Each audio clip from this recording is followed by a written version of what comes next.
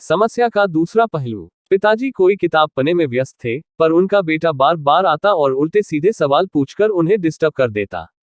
पिता के समझाने और डांटने का भी उस पर कोई असर नहीं पड़ता। तब उन्होंने सोचा कि अगर बच्चे को किसी और काम में उलझा दिया जाए तो बात बन सकती है। उन्होंने पास ही पड़ी एक पुरानी किताब उठाए और उसके पन्ने पलटने लगे। तभी उन्हें विश्व मानचित्र छपा दिखा। उन्होंने तेजी से वो पेज फाड़ा और बच्चे को बुलाया, देखो ये वर्ल्ड मैप है, अब मैं इसे कई पार्ट्स में कट कर देता हूँ, तुम्हें इन टुकड़ों को फिर से जोड़कर वर्ल्ड मैप तैयार करना होगा। और ऐसा कहते हुए उन्होंने ये काम बेटे को दे दिया। बेटा तुरंत मैप बनाने में लग गया और पिता यह सोचकर खुश होने लगे कि अब वो आराम से 2-3 घंटे किताब पढ़ सकेंगे।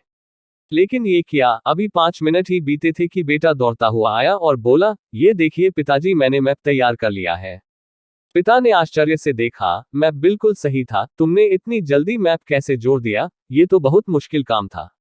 कहाँ पापा, ये तो बिल्कुल आसान था, आपने जो पेज दिया था उसके पिछले हिस्से में एक कार्टून बना था, मैंने बस वो कार्टून कंप्लीट कर दिया और मैप अपने आप ही तैयार हो गया। और ऐसा कहते हुए वो बाहर खेलने के लिए भाग गया और पिताजी सोचते रह गए।